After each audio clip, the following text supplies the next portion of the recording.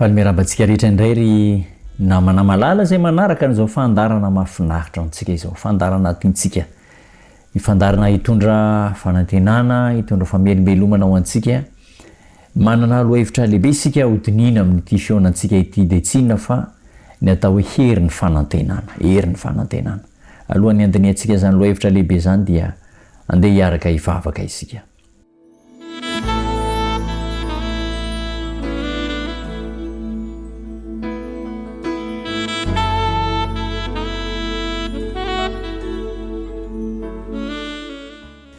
Tompo tsara indrindra ny an-danitro, ray be fitiavana, ray mpamindra fo, ray mpamela heloka ary ray mpamonjy anay.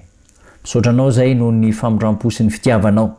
Misaotra noho ny tananao mitsotra nanavitra anay tany amin'ny lavaka tsy hita nonoa. Nanafaka anay tany amin'ny fahaverezana mandrakizay. Tamin'ny alalan'ny rano Jesosy Kristy zanakao ilay maty eo amin'ny hazo fijaliana. Mahatsiaro tena ho afaka izahay. Mahatsiaro tena voavonjy izay noho ny nataonao Andriamanitro. Ankehitriny dia iaino ny teninao, ny teny mitondra famelobelomana, teny mitondra fanantenana, teny mitondra famonjena, koa sokafana ny foamam-panahy. Mba hidira ny teninao ary rakitra ao am-ponay izany afatra sarobidy izany. Tononona ny vavaka amin'ny anaran'i Jesosy Kristy. Amen.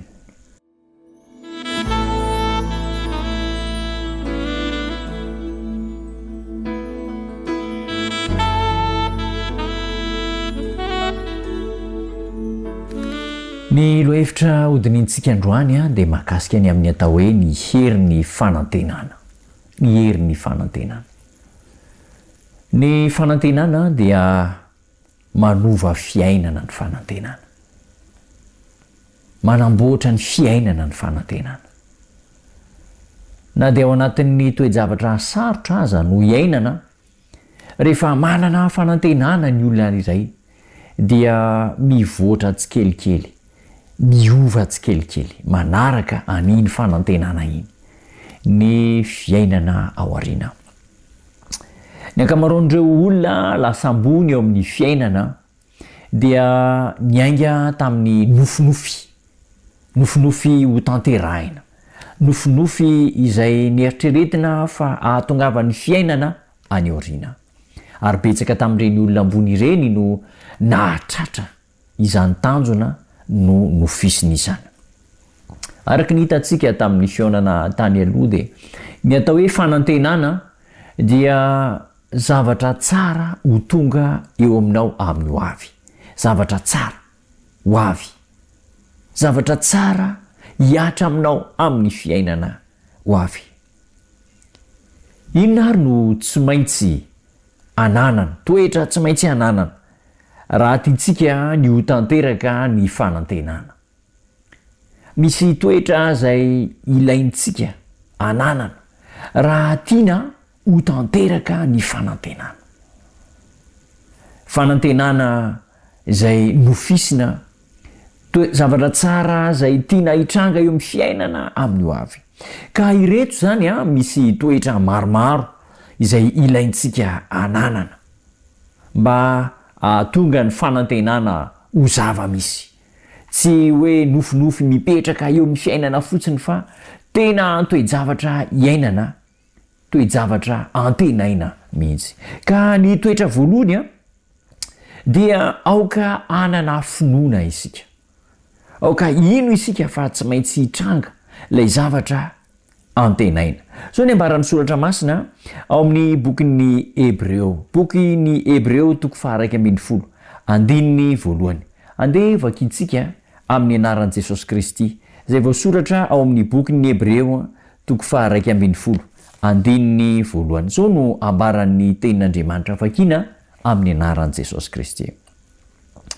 Ary ny finoana no fahatokiana ny amin'ny zavatra antenaina, fanehoana ny zavatra tsy hita. Ny finoana dia fahatokiana amin'ny zavatra antenaina, fanehoana zavatra tsy hita. Zavatra tsy mbola niainanao, tsy mbola niatra tamin'ny fiainanao fa zavatra mbola ho avy. Kanefa ety am-piandohana, ety amin'ny fotoana aloha be mihitsy dia mino sady ianao fa efa hiaina amin'izany zavatra izany. ka ny toetra voalohany ilaina mba ahatanteraka ny fanantenana zany dia io finoana io. Andray ohatra iray isika, misy namana maro amintsika no mana namana any ampitan-dranomasina any, dia rehefa na tapa-kevitra izy ireo fa andeha ho any ampitan-dranomasina, andeha iova fiainana indray, dia mikarakara reo antotan-taratasy rehetra zay ilaina mba hatongavana any ampitan-dranomasina any. De izao ny zavatra tsapa amin'ireny olona ireny, eo amin'ny fotoana zay ikarakarana ny antotan-taratasy rehetra ilaina, dia ohatra nefa miaina any ampitan-dranomasina mihitsy izy ireo. Eo am-pikarakarana ireny antotan-taratasy rehetra, de ohatra nefa miaina any amin'ilay toerana ho ale mihitsy zany izy. Zany hoe efa mieritreritra izy fa afaka volana tahaka an'izao, afaka andro tahaka izao, de efa any ampitan-dranomasina. Mbola eto Madagasikara izy, de efa manana finoana fa iaina amin'ilay fiainana any ampitan-dranomasina. Zany ihany koa toetra ilaina amin'ity hoe fanantenana. Aoka ino fa ho tanteraka tsy maintsy hitranga eo amin'ny fiainanao ilay zavatra izay inonao. Ny toetra voalohany zany dia manana fanantenana fa ho tanteraka ilay manana finoana fa ho tanteraka ilay zavatra antenaina. Ny toetra faharoa dia izao, miasa mifanaraka amin'ilay fanantenana. Miasa mifanaraka amin'ilay fanantenana. Ny asa rehetra atao zany dia ohatrany hoe mampitodika ny foamam-pana any amin'ilay zavatra antenaina. Zao ny ambarantenin'Andriamanitra amin'ny Hebreo 13:12, andininy 12. Ohabolana azafady, Ohabolana 13:12, andininy 12. Vakina amin'ny anaran'i Jesosy Kristy. Ohabolana 13:12, andininy 12, manao hoe: ny fanantenana de tsy azo vetivety de mankarary ambavafo. Ny fanantenana tsy azo vetivety de mankarary ambavafo, fa azonaina ny faniriana tanteraka. Ny fanantenana tsy azo vetivety mankarary ambavafo, fa azonaina ny faniriana tanteraka. Inona no hevitra tian'ny tenin'Andriamanitra ambara amintsika?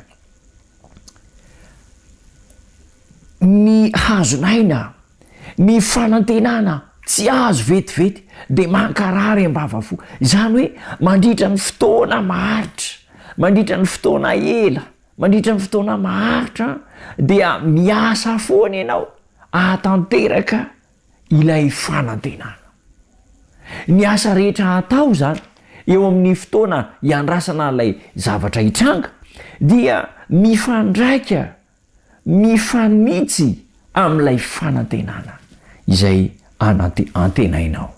Zany no hevitry ny hoe ny fanantenana tsy azo vetivety de mankarary ambavafo. Zany hoe tena mila milofika mihitsy ianao, mila miezaka mihitsy ianao, mila manao ezaka goavana mihitsy ianao mba hatanteraka ilay fanantenana, mba ahatonga ny fomba fiasa, ny fomba fiainanao rehetra hifanaraka amin'ilay fanantenana izay andrasana. Io zany no toetra faharoa eo amin'ny ilaintsika amin'ny ananana ny fanantenana. Ny toetra fahatelo dia manadio ny tena, manamboatra ny tenany mba hifanaraka amin'ilay fanantenana. Araka ny nambarantsika teny aloha, ny atao hoe fanantenana dia zavatra tsara ho tonga amin'ny ho avy, ka tsy ara-dalàna zany hoe ianao manantena zavatra tsara kanefa ianao dia miaina zavatra ratsy. Tsy ara-dalàna zany. Manantena iaina zavatra tsara, manantena zavatra tsara, kanefa dia miaina zavatra ratsy, miaina zavatra maloto. Ary eo amin'ny trangam-piarahamonina misy antsika dia misy zany trangan-javatra izany. Ireny no atao hoe mihatsara velatsy na maka arena azo amin'ny tsy marina, manantena azo volabe, manantena anakarena be kanefa dia tsy milofo tsy mifofotra fa dia mampiasa afetsena mampiasa fomba ratsy anatrarana ilay tanjona. So ny ambarany tenin'Andriamanitra ao amin'ny Jaona voalohany toko 7 andininy 7 Jaona voalohany toko 7 andininy 7 vakina amin'ny anaran'i Jesosy Kristy. Ary zay rehetra manana izany fanantenana miorina amin'izany dia manadio ny tenany mba hadio tahaka azy. Ny fanantenana dia mampirisika antsika hanana fitondrantena madio, hanana fitondrantena masina. Ny zavatra tsara dia mitaky fomba fiaina tsara. Ny fanantenana dia mitaky fomba fiaina madio. Zay manana izany fanantenana izany dia manadio ny tenany mba hadio tahaka azy. Zava-dehibe zany ry mpiaino malala, ry namana malala manaraka an'izao fandarina izao. Toetra ilaina amintsika io fahadiovana io. Ny toetra manaraka ihany koa dia izao: ny fanantenana dia manome fifaliana, manome fifaliana, mampaniry fifaliana ao anatsika ao ny fanantenana. Ohatra ny hoe efa miaina sady amin'ilay toe-javatra antenaina ianao dia efa falifaly, tahaka ny ohatra ny raintsika teny aloha zany, ohatra ny hoe andeho any ampitan-dranomasina, andeho any ampitan-dranomasina, eo am-pikarakarana ilay antota taratasy, eo mpanomanana ny entana sy ny programa maro samihafa, dia faly ravoravo satria andeho any ampitan-dranomasina. Zany ihany koa ny toetra tokony hananana, misy ho azy, mipoitra ho azy zany toetra feno fifaliana izany ho an'ny olona manana fanantenana. So ny ambarany tenin'Andriamanitra ao amin'ny Tesaloniana voalohany toko 4 andininy 17. Tesaloniana voalohany toko 4 andininy 17. Vakitsika amin'ny anaran'i Jesosy Kristy. Fa tsy tianay tsy ho fantatrareo rahalany amin'izay modimandry, mba tsy halailovana tahaka ny sasany izay tsy manana fanantenana. Ny apôstôly Paoly miresaka ao amin'ny kristianina ny Tesalonika eto dia miresaka mahakasika ny atao hoe afahafatesana sy ny fitsanganany tena amin'ny maty rehefa ho avy Jesosy Kristy. Ka eo amin'ny fanombohana n'io andalana io dia miresaka ny apôstôly manao hoe tsy tianay tsy ho fantatrareo rahalany amin'izay modimandry, mba tsy halailovana tahaka ny sasany tsy manana fanantenana.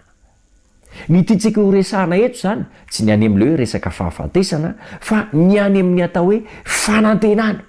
Ny olona tsy manana fanantenana dia malahelo, miaina fotsiny amin'ny fiainana isan'andro, fa tsy manana eritreritra hiaina amin'ny zavatra tsara, hiaina am-pilaminana, hiaina amin'ny fiadanana sy ny fahasambarana any aoriana. Ny olona tsy manana fanantenana dia malahelo mandrakariva, fa ny olona manana fanantenana dia faly mandrakariva. Ny olona manana fanantenana dia manana fifaliana tsy tambo isaina, satria ny azy ny fiainana dia tsy miorina eo amin'ilay zavatra iainana ankehitriny fa ilay zavatra ho avy. Ny olona manana fanantenana dia manana fifaliana satria ny fiainana dia tsy miorina amin'ilay zavatra iainana ankehitriny fa miorina amin'ilay zavatra ho avy. Ekena mety handalo fahoriana, mety handalo fitsapana, mety handalo fisedrana izy ireny, fa ny fiainana na dia misy fahoriana na dia misy alahelo aza dia tsy mifototra amin'ny toe-javatra iainana ankehitriny fa ny fanantenana amin'ny ho avy. Ekena ihany koa fa mety manana ny ampy izy ireo eto amin'ity fiainana mandalo ity, mety manam-bola be, manana harena be, manana asa tsara, fa tsy ahafa-po azy zany, kely dia kely sy bitika izany fahasambarana izany, ary tsinotsinona ny fahasambaran'ny olona manana fanantenana na dia manan-karena aza izy eto amin'ity tany.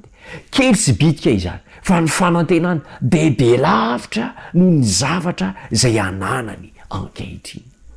Be lavitra noho ny zavatra ananany ankehitriny. Ka dia izany fanantenana amin'ny toe-javatra ho avy izany no manome fifaliana azy, ravoravo isan'andro, na dia misy fisedrana mamay eo amin'ny fiainana na de misy fifaliana iainana amin'nyity fiainana ity de ny fanantenana de tsy eo am'le zavatra iainana ankehitriny fa ny zavatra mbola ho avy ka ny olona manana fanantenana zany de manana fifaliana isan'andro olona faly isan'andro san'andro ny olona manana fanantenana. Ny toetra farany horesantsika am'izao fiaonantsika izao dia ny olona manana fanantenana dia olona tsy menamenatra, olona tsy miafinafina, olona tsy ohatrany hoe sahirakirana eny satria mety hoe tsy manam-bola, mety hoe mahantra, mety hoe sahirakirana eo amin'ny fiainana de miafinafina eny de mipiripirina eny. Tsy zany ny olona manana fanantenana. Ny olona manana fanantenana dia tsy menatra ny filazantsara hoy ny soratra masina fa herin'Andriamanitra ho famonjena ny jiosy aloha vao ny jeny tilisa koa. Tsy menatra ny filazantsara, tsy hoe manao ratsy de menatra, manao ratsy de lasa menatra, tsy zany ny tiana ambara fa asehony ny fanantenana. Tsy menatra izy mitantara, milaza ny fanantenana ananany, milaza ny fanantenana iainany, fanantenana andrasany amin'ny olona rehetra manodidina azy. Tsy menatra ny filazantsara izany olona izany. Andengeja jerentsika ary soratra masina ao amin'ny Romanina 5:5. Romanina 5:5 de hovakintsika amin'ny anaran'i Jesosy Kristy izany andalany teny zany. Ary ny fanantenana de tsy mampahamenatra satria ny fanahy masina zay mitoetra ao anatintsika no nentiny nampidina ny fitiavan'Andriamanitra ho ao am-pontsika. Ny fanantenana de tsy mampahamenatra. Ny fanantenana de mahatonga antsika hiteny, anambara, hiseho amin'ny olona ny zavatra antenaina. Ny fanantenana de tsy mampahamenatra. Tsy olona mipiripirina zany ny olona manana fanantenana, tsy olona menamenatra, misitritsitrika, anao zavatra izy, hitory filazantsara izy, anambara ny zavatra antenainy amin'ny olona izy de menamenatra mipiripirina. Tsia ny olona manana fanantenana de tsy menatra, manambara ny zavatra antenainy amin'ny olona rehetra. Zany ny toetra ny filazantsara, zany ny toetra ny fanantenana izay norenesitsika tamin'ity maraina am'izao fiaonantsika izao. Andeha arofitintsika kely ny zavatra voalaza ny herin'ny fanantenana. Ny voalohany dia manana finoana, ny faharoa dia miasa mifanaraka amin'ny fanantenana, ny fahatelo de manadio ny tenany, ary ny fahaefatra de tsy mahamenatra ny fanantenana. Ho tafapetraka ao am-pontsika, ao an-tsaintsika izany teny sarobidy zany mba hahatonga ny fanantenana iainantsika ho fanantenana velona. Ivavaka isika.